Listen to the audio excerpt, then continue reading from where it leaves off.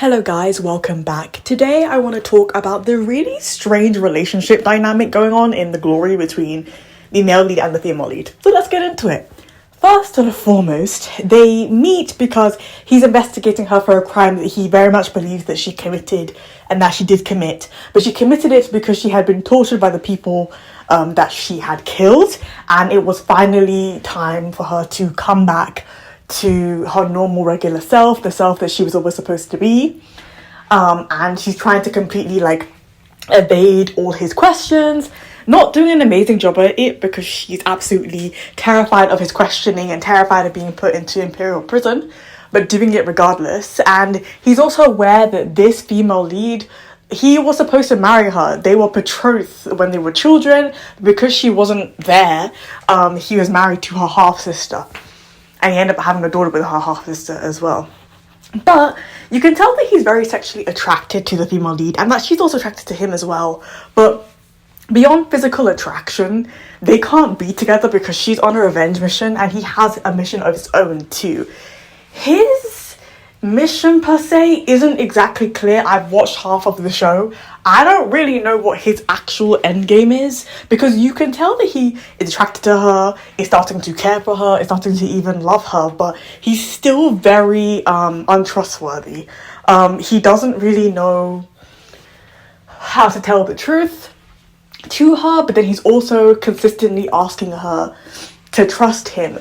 And she's like, how can I trust you when you've lied to me 10,000 times and continue to lie to me and continue to do this push and pull thing? And of course, the main topic with this couple is that they have this push and pull dynamic. We've seen it before in shows like The Double, we've seen it even in shows like Till the End of the Moon, and we've seen it in Love of Nirvana. But it's really interesting in this one because every single episode you don't know what's going to come out of his mouth next. And it's not necessarily centered around this deep, reverent love for the female lead. He has something else underneath his sleeve that we're not even fully aware of. And that's what makes it so weird and so unsettling. It's not even her, because we understand what she's trying to do. She's trying to bring justice to the world because she's been dealt such injustice, as well as her mother, and she wants to make things right again. We don't know what he's doing or why he's using the female lead to do it exactly. And some people may say, oh, but she wouldn't survive without him. I actually beg to differ. I don't think that her survival relies on his ability to assist her. I very much think that she could have done it all by herself. A lot of what she does by herself without his intervention would have been done by herself whether she had met him or not. The only thing you can say that I would agree with is that if not for this young, handsome Vice Minister of Judicial Review, if not for him, if it was some old crony man with 6 grandkids that really doesn't care, she would have been put in imperial prison a long time ago and would not be able to do her revenge mission, and the story would not be what it is. That much is definitely true. Him being attracted to her at a bare minimum is saving her because it's him that's investigating you and not somebody else.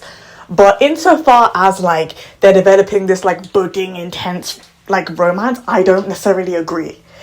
We know in maybe about episode 19 or 20 they're going to get married, but she's going to marry him because he's going to promise her power and prestige and fame and the ability to do what she wants to do. But the thing is, one thing the guy isn't saying is that he's dying of a terminal illness. She's not aware of this, and I just want to inform you guys that the female lead is traumatized because she was told she was this evil spirit from when she was born. Imagine if they decide to end the show and he dies, and she's the second wife and he dies this time, all right? Not her. He dies, right? People are going to be like, you're a jinx. It's going to actually make things worse. Now, it could be that the showrunners don't do that and he lives somehow, but guess what's uncomfortable? At this point in the drama, he knows that he's dying and he's not making her aware of that. What is his end goal? Knowing the society they're in, knowing that she's going to be called a jinx, knowing that no matter what he can give her in terms of dowry or prestige in the family, or saying when I die they're all going to look to you to be the mother of the household or whatever, that no matter what he might say to make it right after he does actually tell her that he's dying, he has actually laid the worst trap for her, considering that he also knows what she's been through and society that they're in and how people would treat her as a result of it. Because even if she's the head of the household and you're dead, people are still going to blame her for your death. They're going to link it to her because it was easy to link it to her before, and they're going to just try and do it again. So why does he think that that means that she's going to completely evade any sense of like public shaming for him dying, even though, you know, it's not her fault and he had a terminal illness that obviously nobody knew about because people keep trying to assassinate him as well, right? The male lead is complicated by himself because people keep trying to kill him because he keeps coming after people and he's really good at his job.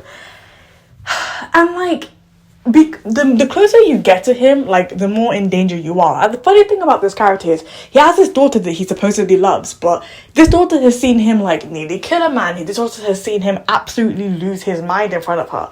So there are times where like he literally goes psycho, like he literally goes insane. And I think it's those moments where we're getting this male lead who is a red flag and who is untrustworthy. Then you have moments where he's accidentally kissing her, he's saving her from a horse, he's looking in her eyes funky, he's saying I'm not a gentleman, but refuses to sleep with her even though he's attracted to her. Like, he has moments like that, but for the most part he is in murky waters and he's grey. Like, this is the thing, the relationship is weird because I understand the female lead but I don't understand the male lead.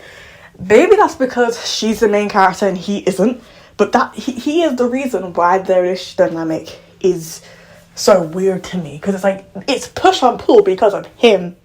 She's pushing and he's pulling, and it's a tug of war.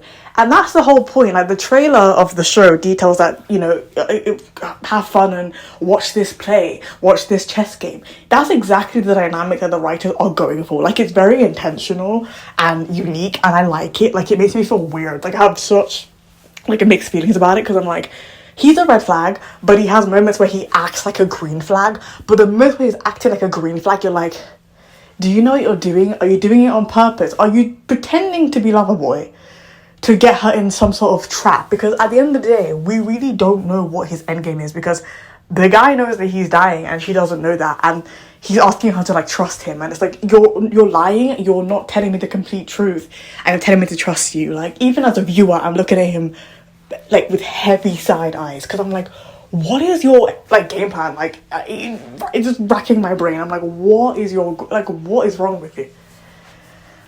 And I love to know how he became that way, because he seems super stoic. Like, he is probably the most stoic nerdy I've ever seen. Like, he's so stoic. Like, Yahuwah got nothing on him. Like, he is, like, I'm like, I can't read you, but he can it's funny because he can read her like a book, right? Which is uncomfortable. Him being able to read the female lead like a book should make you afraid, because it's like he understands her. So anything that he's doing, anything good or bad, he's doing to manipulate her. Because in the teaser for like episode 16, no, not 16, 17, he tells her, you marry me and all these other men, I'll protect you, and he's saying all this stuff, right? He's just saying all this stuff. And I'm like, you read her like a book. He's probably saying that after something like super tragic happens, so that he can like come in and like save the day. He's doing everything so intentionally, knowing that this girl has experienced like the worst life possible. Like, he knows everything about her, which makes all of his chess moves all the more sinister, which is also why I don't really think this is a romance drama, especially because we are halfway through the drama and like, where's the romance? Everything I've told you just now, do you still think this is a romantic drama? And like, granted, in the synopsis, like later on she gets closer to his family and like, you know, gets fuzzy feelings towards him, but at the end of the day, he's been manipulating her this entire time, and I don't see the story as romantic. I see it as political. I see it as using a young girl's wiles against her, just using a young girl's being a young girl against her. And that's how I view this. Like, the guy has, let's say he's loved and lost, like his first wife died. He just cares about the politics now. So anything that he's doing, like, I'm not reading as romantic at all. Like, I see people in MDL comments going, oh, that scene was so cute. Listen, I don't find anything cute about what he's doing, because I don't know what he's doing, but I know that it's sinister because of how much information that he's concealing. And it's like, this is a dark drama. This is a very dark drama, and I don't read romance into this drama at all. I will say this. The dynamic is similar to that of Feng Shui and Ning Yi in Rise of Phoenixes, except for the fact that, like, our female lead here has nothing to lose, but that doesn't mean that she wants to die. Like with Feng Shui, she wanted to die for her freedom. This female lead, she's already experienced like death practically with her past. She's just trying to live her best life, so we know she's not falling off any cliffs.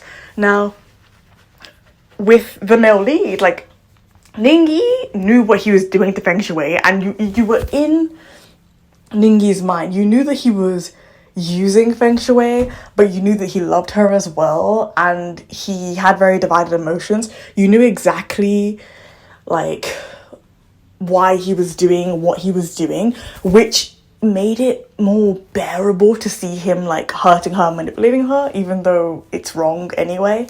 In this show, we're not in his head. We don't have his POV yet. I don't know if we're going to get his POV.